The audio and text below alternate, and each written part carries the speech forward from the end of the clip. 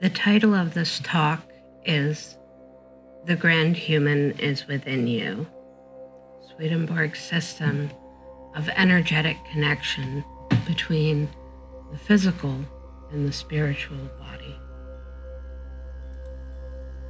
My name is Eleanor Schnarr. I am a 7th generation Swedenborgian and a student at the Center for Swedenborgian Studies in Berkeley, California. I have been studying this topic all my life, and I am making these videos to share some of the more practical aspects of Swedenborg's work. Specifically, it is my goal to teach Swedenborgian meditation and breathing practices. These are techniques which I have been using all my life. They are useful for learning to balance the internal currents of life energy, increase vagal tone, and maintain spiritual harmony.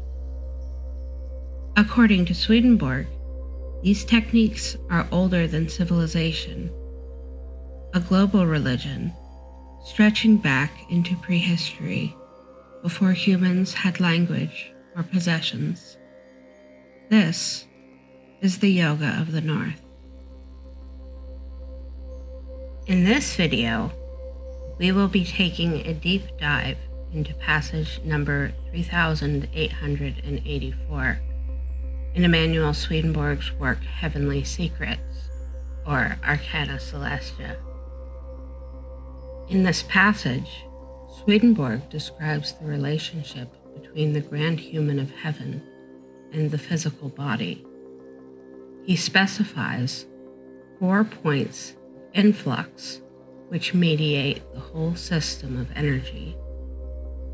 Specifically, Swedenborg takes us through the brain, the lungs, the heart, and the kidneys as points of intimate connection to the cosmic self. Some of this video will be a repetition of information from some of my older videos. If you would like to see an introduction to the concept of internal breathing, I suggest that you check out the video I have titled Animate Flux, which will be linked in the description. First of all, I want to introduce a few concepts which may be useful to understand before we get started. Who is Emanuel Swedenborg? Swedenborg was an 18th century Swedish mystic and scientist. He wrote extensively about anatomy, physics, theology, and philosophy, as well as recording his visions of the afterlife in his extensive writings. For a more thorough introduction, I recommend you follow the link in the video description. The doctrine of degrees is very important to understand for this video. What Swedenborg means by degrees is basically fractional divisions of interior space, like a spiral, or the paradox of Zeno's arrow, which, although the space is divided in half over and over again, will never strike its target.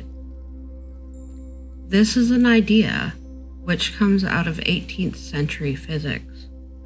If you think of the universe as being made out of particles, the particles have to maintain a certain minimum size, or else they would keep subdividing to eternity. Degrees are what allows the universe to self-organize and maintain spatiotemporality. So according to Swedenborg, we have the natural world, the Newtonian world, which is made of those minimally divisible atomic particles. But when you pass into a subtler degree, when you divide the atom beyond that point, you get energy, the spiritual degree. And when you look at the way that energy interacts with itself, you get the vibratory harmonic wave which unites the innermost singularity with the outermost manifold.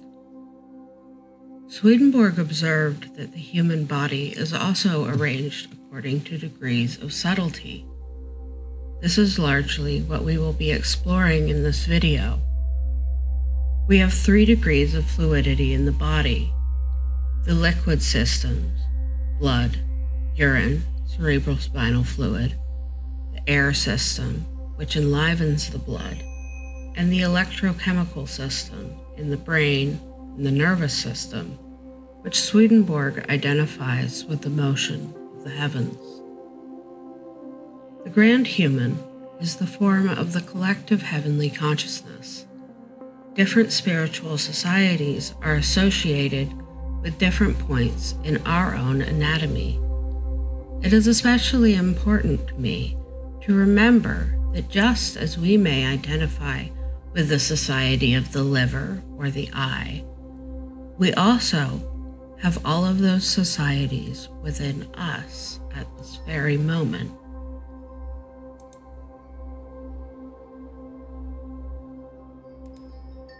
To start off, I think it's important to put forward a few concepts from current neuroscience. One of the most important correlations between the techniques that we will be talking about today and our contemporary understanding of how the nervous system functions is something called vagal tone. The vagus nerve is one of the longest nerves in the human body. The word vagus means wandering, and that's exactly what it does. As you can see in this illustration, it connects the brain to the heart and then goes all over the abdomen, innervating all of those internal organs. The vagus nerve also serves a very important role in mental health. In this study, the researchers concluded that the vagus nerve was the primary mediator in the effect of breath control exercises, like the ones we will be discussing today.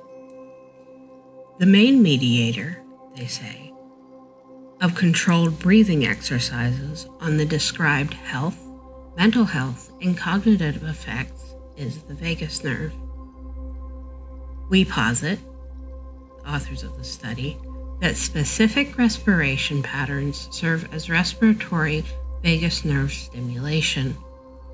The styles of respiration providing respiratory vagus nerve stimulation are controlled breathing techniques that slow and deepen respiration and extend expiration, and possibly those that put emphasis on relatively stronger diaphragmatic breathing.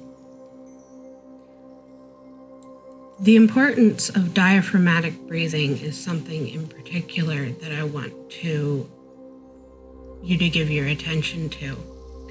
And as we move forward, you'll see how Swedenborg really uses this in his internal breathing exercises. And from a different study, research has linked vagal tone to numerous indices of psychological well-being, including trait-positive emotionality, prosocial behavior, sympathy, and decreased maladaptive coping. Individuals higher in vagal tone appear to be cheerful and kind and deal well with stress, and these tendencies manifest themselves from childhood onward. So again, we have contemporary researchers who are confirming this idea. How we breathe, and specifically how we maintain awareness of the inside of our bodies, is of utmost importance to our mental well-being.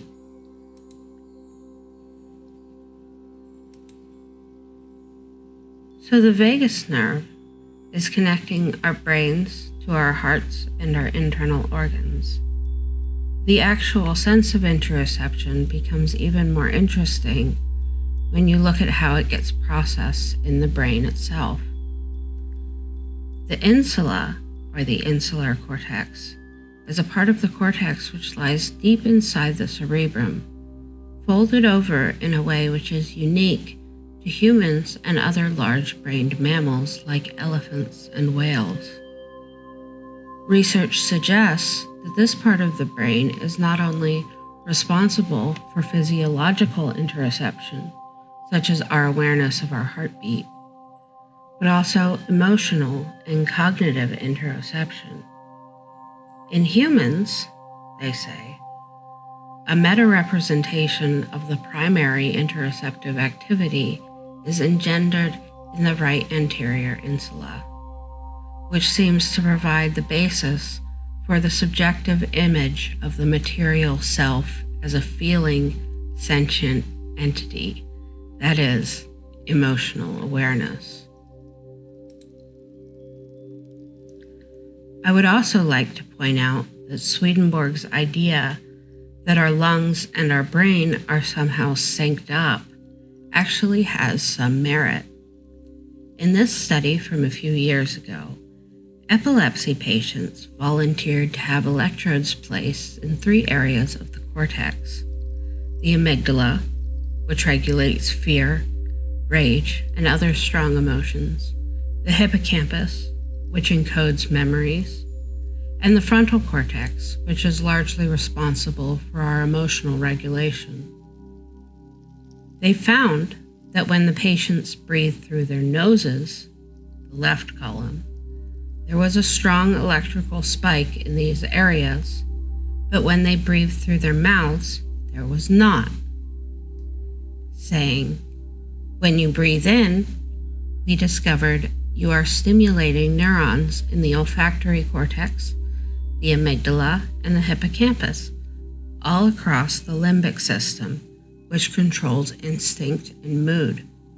When you inhale, you are in a sense synchronizing brain oscillations across the limbic network. This suggests that the oscillations of the brain and the lungs become synchronized when we breathe through our nostrils, but importantly, they can also oscillate independently. This aligns beautifully with Swedenborg's descriptions of external breathing, the type of breathing we use for speech that would come through the mouth, and internal breathing, which involves the oscillatory energy of the brain and can continue even when the respiration of the lungs is suppressed. So this is our passage. Now, Swedenborg can be a little bit long-winded, which is a little bit intimidating to some new readers. But I think that it's important to really follow his whole train of thought. So I'm not going to read this whole passage in one go. Instead, I thought that it would be nice to break it down and talk about one paragraph at a time. All right, let's dive in. Once again, this is Heavenly Secrets number 3884.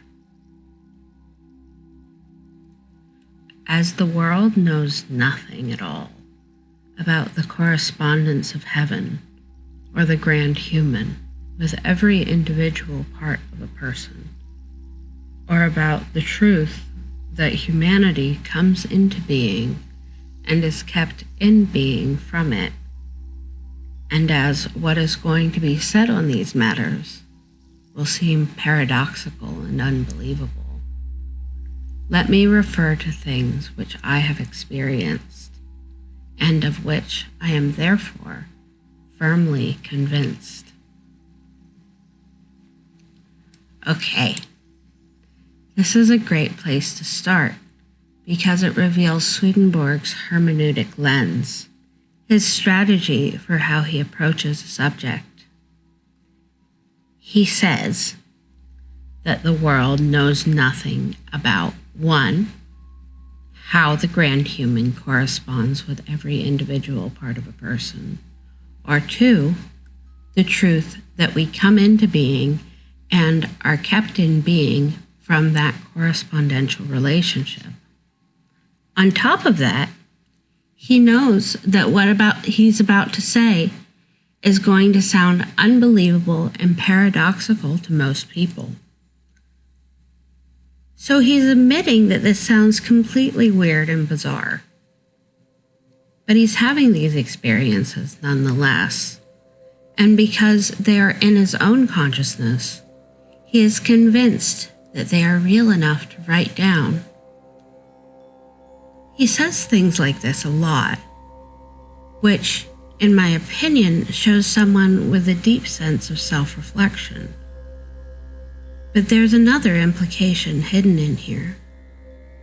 Here we have Swedenborg admitting that what he's saying sounds ridiculous, and using his own witness, his own credibility as a scientist, although this work was published anonymously, as his evidence.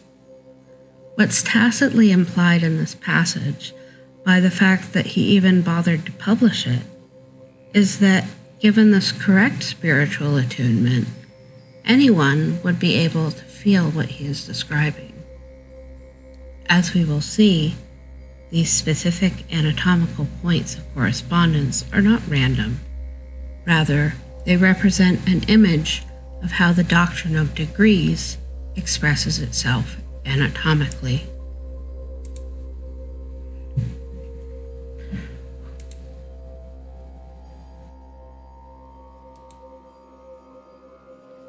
Swedenborg goes on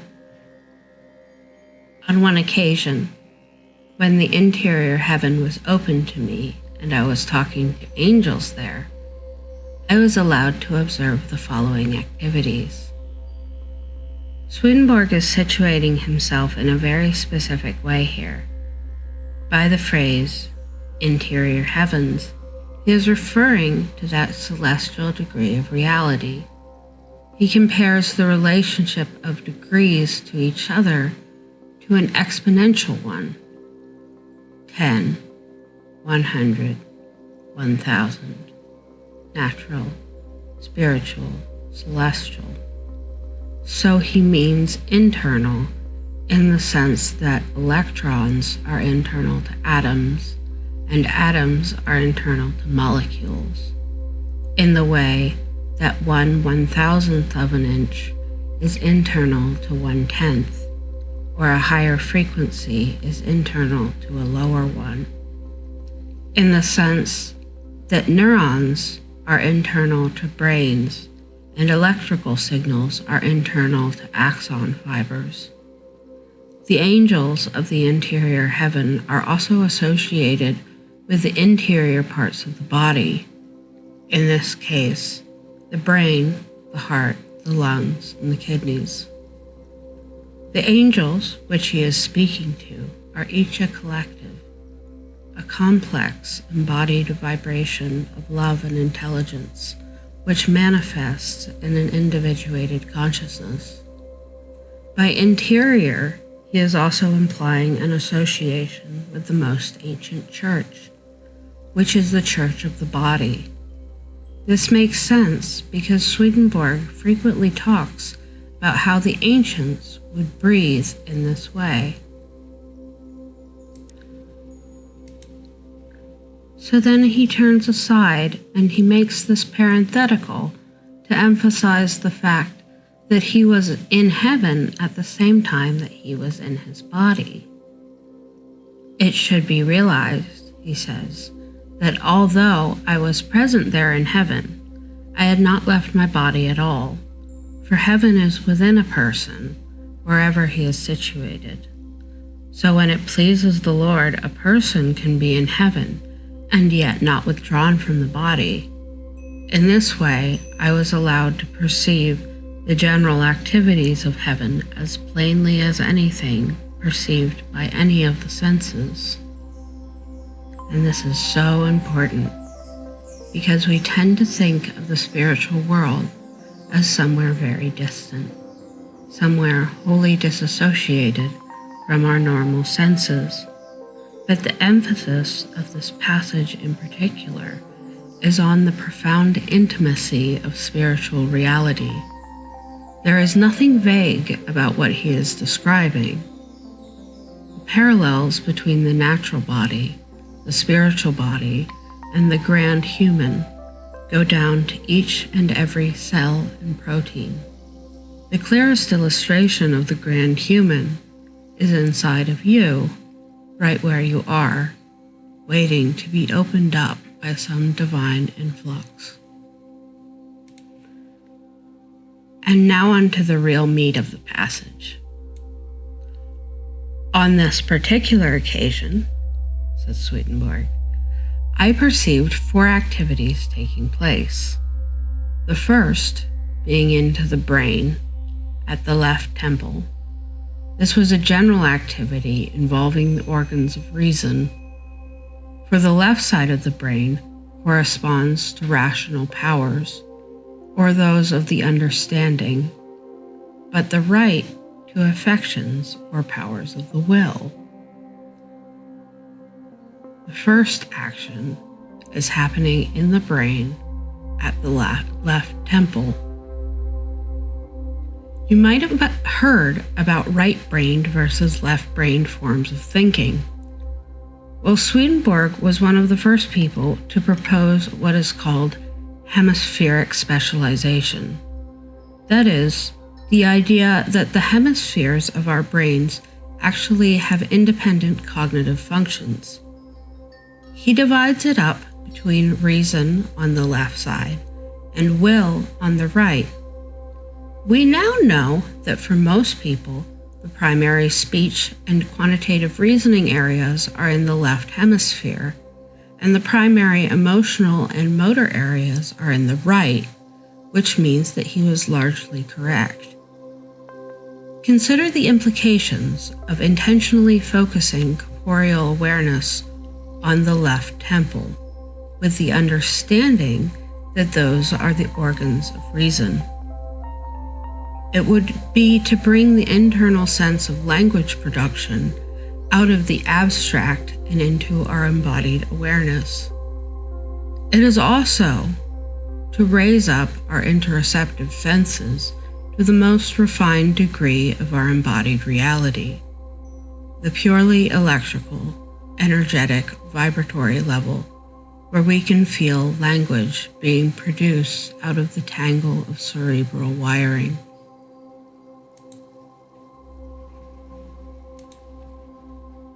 The second general activity, which Swedenborg perceived, was into the breathing of the lungs, which was gently controlling my own breathing, but it did so from what was interior, and so I had no need to call on my own will to control my breathing or drawing of breath.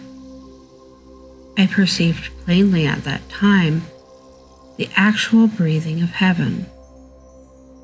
It is an internal breathing, and not therefore perceptible to humans, but flows in by means of a wonderful correspondence into our breathing, which is external or of the body. And if one were deprived of that influx, they would instantly fall down dead. So moving downward from the brain, the next stage is the lungs. Swedenborg puts great emphasis on the synchronization between the brain and the lungs, so it is not surprising that he takes us on this path. Normally, the breath of the lungs is associated with external breathing, that is, the type of breathing that we use for speech, the type of breathing that I'm using right now. Because it is associated with speech, the breath of the lungs is also associated with will. But in the previous slide, we saw how focusing on the action of the left side of the brain helps to disassociate our verbal consciousness from our will. The result of this directed focus is that the part of the mind which controls the movement of the lungs is able to work independently. Since according to Swedenborg, the form of heaven is the human brain, when he says that he perceives the actual breathing of heaven, he is also saying that he is perceiving the oscillations within his own nervous system.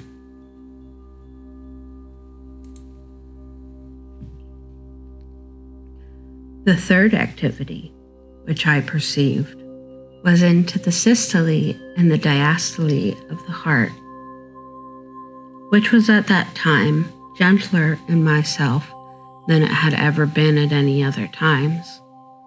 The pulse rate was regular, round about 3 beats for every breath that was taken, yet such that beats ended in and so conditioned actions taking place in the lungs.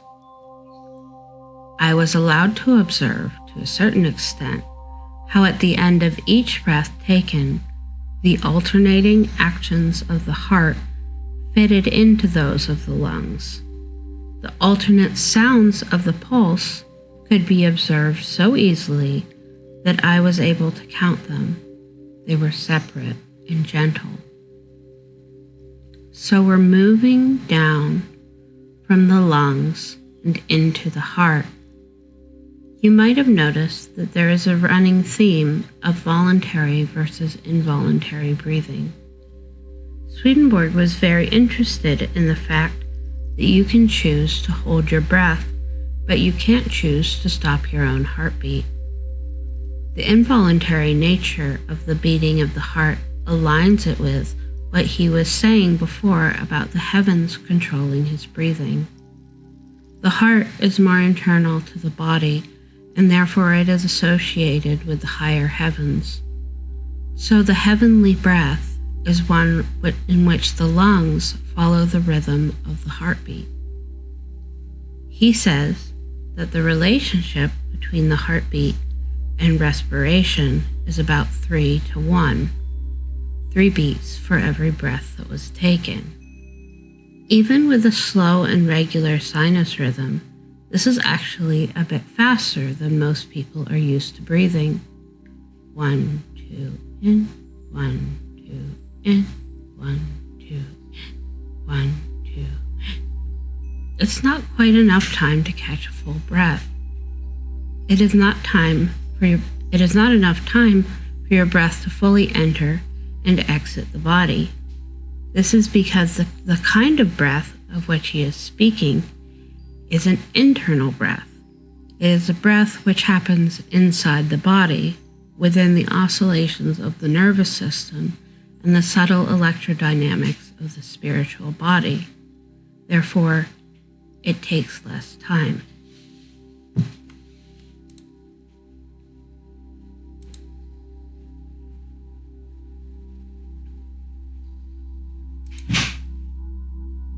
The fourth general activity was into the kidneys. This too I was allowed to perceive, although obscurely. So finally, we make our way down to the kidneys. I want you to put your hands on your back like you're Peter Pan. Now, right where your waist dips in, that's where your kidneys are. So if your hands are on your back, it's right where your thumbs are going to be.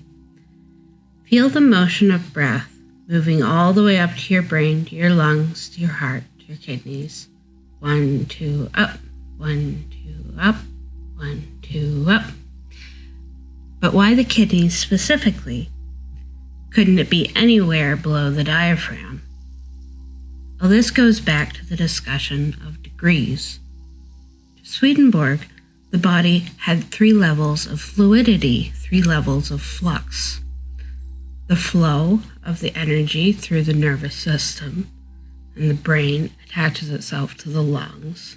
The flow of oxygen through the respiratory system, and the blood is attached into the heart, which attaches to the kidneys, which then do the work of purifying and filtering the blood. So this ascending flow moves through all degrees of matter within the human body: heavenly truth, spiritual truth, natural truth. And every breath we take unifies the whole system, allowing our spiritual life force to descend on the flow of breath down into the physical realm.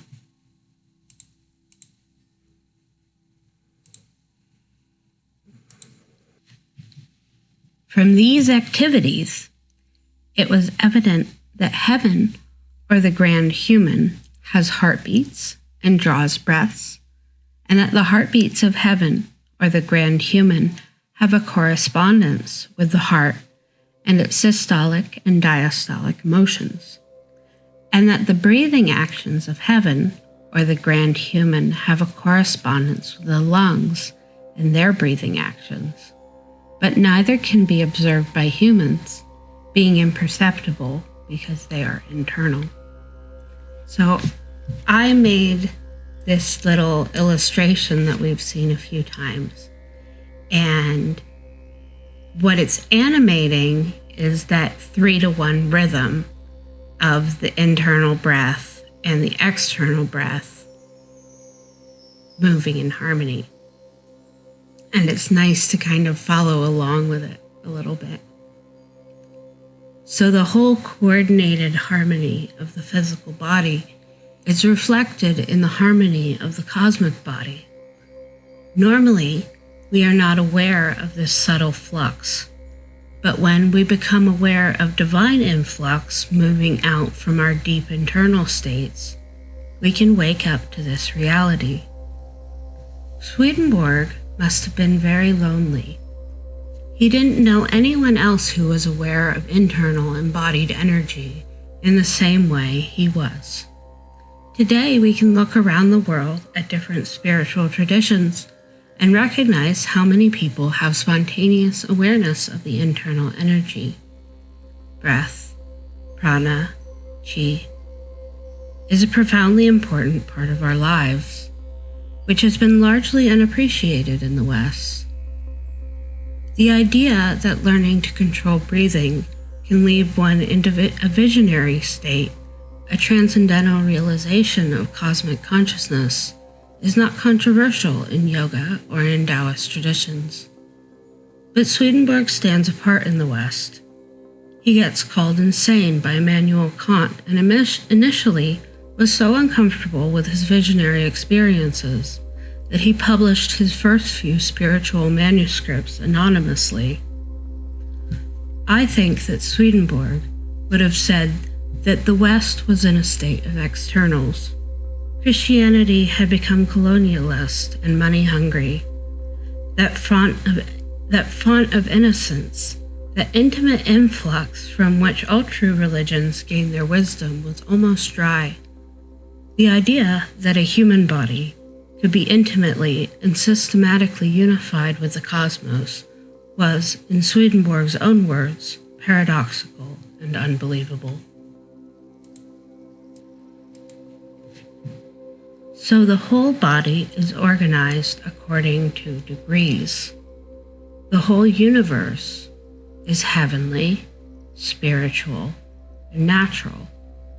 These 3 degrees show up in our physical anatomy and in our psyche. Every time we take a breath, it moves through these layers. What are you feeling right now? Happy, sad, proud, scared, curious, humble, wise? Are you falling in love? Are you breaking off a toxic relationship? Are you developing spiritually? Are you repeating old habits? To Swedenborg, all those internal states are reflections of our spiritual communities, which become expressed in the anatomy of our brains and our bodies.